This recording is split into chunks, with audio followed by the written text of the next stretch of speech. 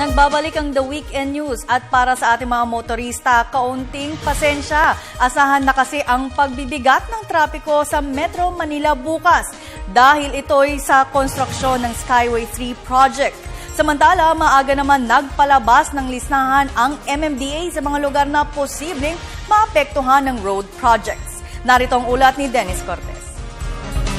Asahan ang pagbibigat ng daloy ng trapiko ngayong buwan sa pagsisimula ng mga road project sa Metro Manila.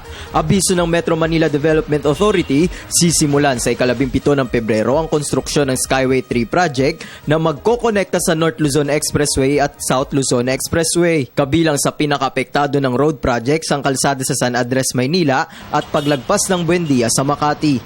Ayon kay MMDA Chairman Francis Tolentino, tuloy-tuloy o 24 oras konstruksyon ng Elevated Expressway.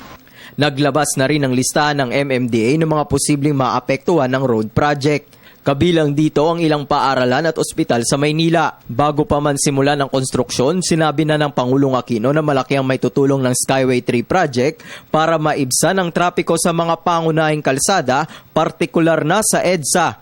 Oras na makumpleto, ano po ba ang maasahan natin benepisyo mula sa Metro Manila Skyway Stage 3 na ito?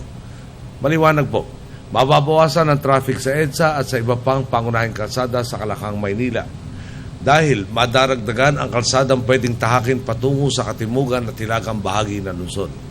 Tinatayang 55,000 sasakyan araw-araw ang ikaluluwang ng mga kalsadang ito. Sa tulong ng itatayong Skyway, tatakbo na lang ng 15 hanggang 20 minuto ang magiging biyahe mula Buendia hanggang Balintawak. Una na rin nakiusap ang Pangulo sa publiko na habaan ng pasensya dahil sa road project. Sa ating po mga kababayan, humihiling naman po ako ng kaunting pasensya at pag-unawa.